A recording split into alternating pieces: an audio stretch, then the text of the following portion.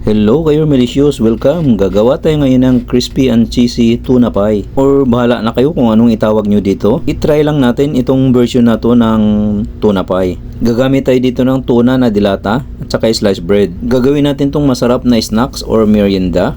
Gagamit lang tayo dito ng Magic Flakes, pwede na rin ng Sky Flakes para kayang-kaya ng budget natin at murang-mura lang ito. Later may gagawin tayong proseso niyan. Gagamit din tayo ng cheese, pwede naman yung mumurahin lang na cheese. At dahil yan lang ang available kong Sky Flakes, gagamit ako ng additional na breadcrumbs. Bali optional lang itong paggamit ng breadcrumbs, so pwede tayong mag-stick na lang doon sa Sky Flakes dahil siguradong mas nakakatipid tayo kung Sky Flakes yung gagamitin natin. Pero okay na din ito para ma-compare natin kung alin ang mas crispy ang result pag naluto na, yung Sky Flakes ba o yung breadcrumbs. At since meron akong cornflakes dito, i-try nating gamitin ito. Maglalagay tayo dito sa palaman. Tiyak masarap ito pag ginagat natin yung ating tuna pie. May crispiness din tayong makakagat sa loob nito. So optional din lang ang paglalagay nito. Nasa inyo na kung may budget kayo. So kailangan natin tanggalan yung gilid ng bread na to. Yung matitigas din palaparin muna natin. Bago yan, i-drain muna natin itong liquid ng ating tuna. Maglalagay din pala tayo ng chopped onion dito sa ating tuna. Igisa lang natin yan sa konting oil ng ating tuna. May konting oil yung ating tuna na yan.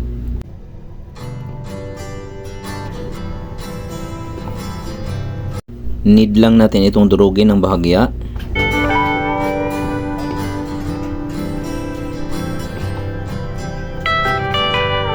Set aside ko lang muna ito. At yan ang pangluto natin sa ating onion, ng konting oil niyan.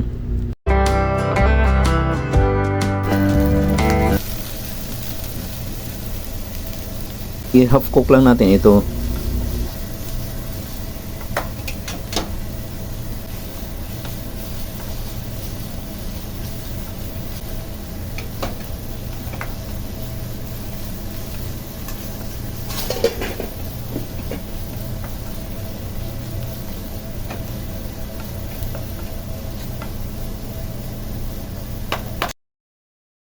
Ayan, okay na yan. Ilagay na natin to doon sa ating tuna.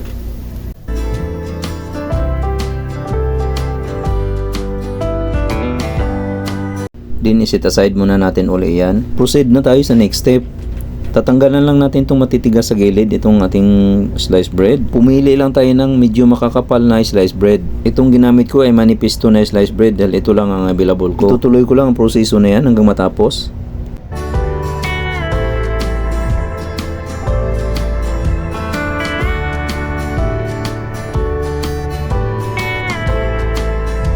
Ayan, natapos ko na pagtanggal ng lahat ng matitigas sa gilid. Yung mga scrap na yan, ang ginagawa ko dyan, tinotoast ko lang yan. Then dinidikdik ko ng pino at yan yung pinabalapot ko sa lechon paksiw o kaya kaldereta. At pwede rin yan sa pandesal. Dyan ginugulong or dinidiretch yung pandesal. So next step naman tayo, palaparin muna natin ito. Gumamit lang tayo ng rolling pin. Kung wala naman tayong rolling pin, pwede naman ang bote.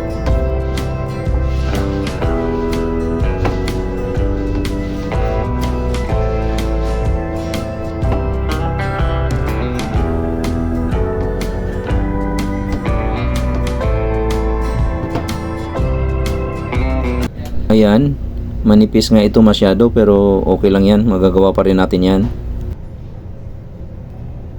So tutuloy ko lang uli itong proseso na to hanggang matapos. Ayan na, natapos ko na lahat. So next step, maglalagayan tayo ng palaman. Before that, titimplahan muna natin yung ating tuna. Bali, 2 lata na maliit yung ating tuna. Titimplahan na natin.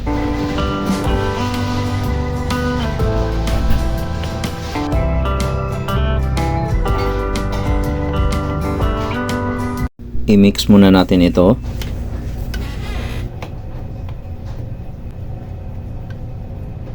Din mag-add lang tayo ng mayonnaise para mas lalong masarap yung ating palaman.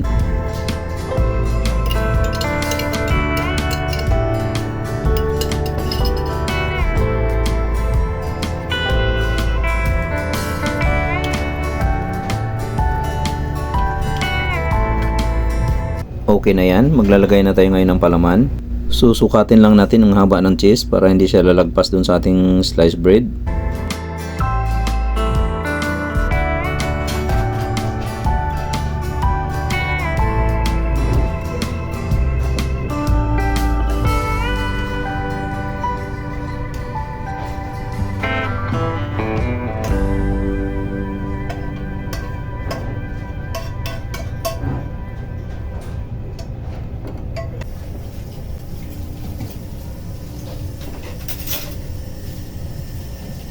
Magpapalaman tayo dito ng tuna, cheese, and cornflakes. Ito yung ating cornflakes. Again, optional lang ito. Nasa inyo na kung maglalagay kayo nito. Kunti lang ilagay natin para hindi ito magbukol-bukol. Yung tama lang na pagkagat natin ay malasap natin yung crispy and cheesy inside. Maglaan lang tayo ng konting mayonnaise. Ito yung ipupunas natin sa gilid ng ating sliced bread.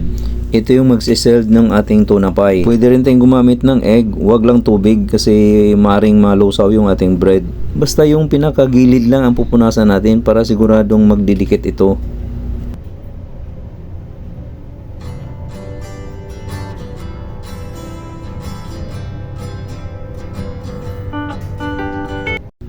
Ipipress lang natin sa tinidor at dahil manipis nga itong aking ginamit na sliced bread, maaring itong mabutas. Pero okay lang yan. Later, pag nilubog na natin yan sa egg, matatakpan na rin yan. Ito yung may palaman na tuna, cheese, and cornflakes. Pag ganitong may cornflakes na palaman, dapat lutuin ito agad para ma-maintain yung crunchiness ng cornflakes.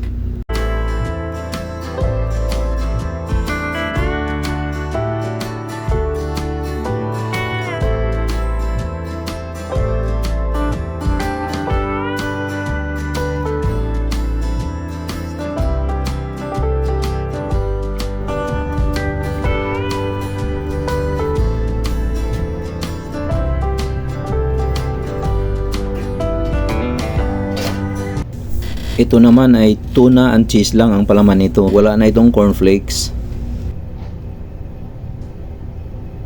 This time, pwede na natin gamitan ng tinidor ito. Hindi na ito mabubutas kasi makinis na ito, smooth na ito dahil wala na itong cornflakes.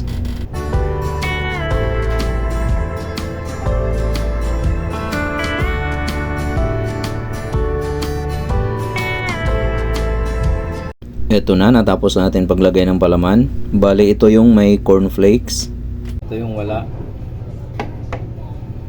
Proceed na tayo. Dikdikin lang natin ito. Kailangan natin itong madurog ng bahagya.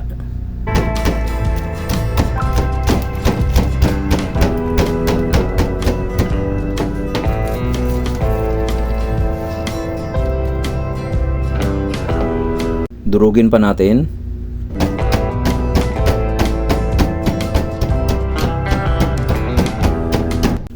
Ito, okay na ito. Ito naman yung breadcrumbs. So gagamit tayo ng egg. Babatiin lang natin ito. Gagamit lang ako ng gloves sa kaliwang kamay para hindi ito madikit sa egg. So, dip muna natin ito dito.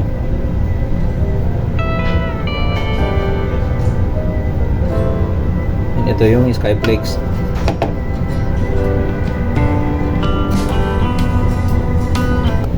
Panatilihin lang na dry itong ating kanang kamay para hindi dumikit yung ating skyflakes. Yan. Ito yung ni-roll sa skyflakes.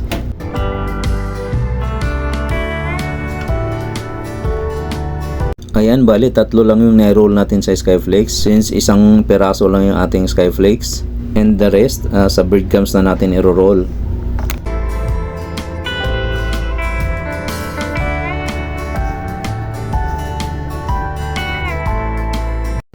Ayan, ito yung nakaroll sa breadcrumbs at ito naman yung nakaroll sa biscuit. Ito yung may palaman na tuna and cheese at nakaroll yan sa breadcrumbs. So, iprito na natin ito. May napainit na akong mantika. Ayan, naluto ko na yung roll natin sa biscuit. Ito naman yung na-roll sa breadcrumbs. Din isasalang ko na din itong may palaman na tuna and cheese. Dapat nasa medium heat lang tayo dahil masilan ng breadcrumbs, madali yang mangitim.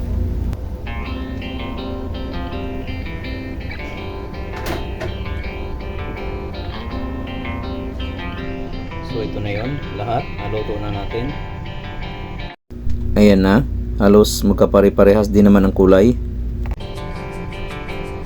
Ito yung may palaman na cornflakes, tuna, and cheese.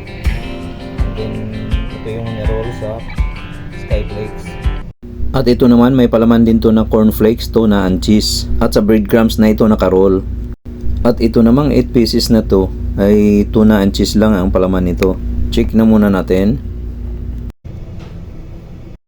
Ayan yung cornflake and cheese. See, nagmelt yung cheese. Ito naman ang tuna and cheese. Tuna and cheese filling. Ayan, cheesy kasi nalusaw yung cheese. Ayan yung cheese, oh.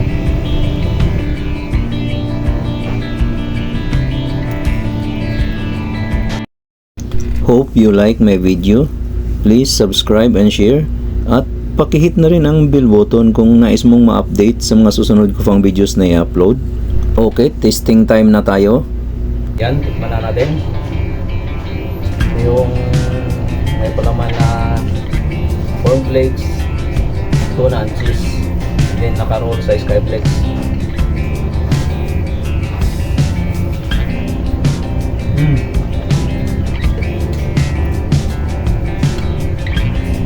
Dapat ko nga yung crunchiness dahil sa cornflakes sa loob.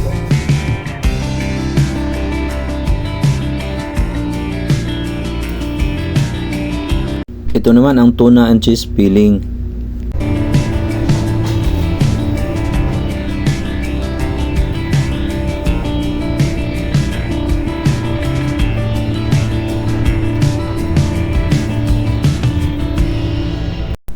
Ganun din naman ang sarap. Kakaiba lang kasi lasap mo yung crunchiness sa loob pag kinagat mo dahil sa cornflakes.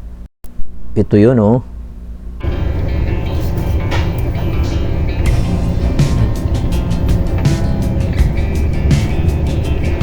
Ito mo naman yung crunchiness ng breadcrumb sa labas. Sa cornflakes, in and out ang crunchiness nito. Muli, ito na ang crispy, cheesy tuna pie. Thank you for watching.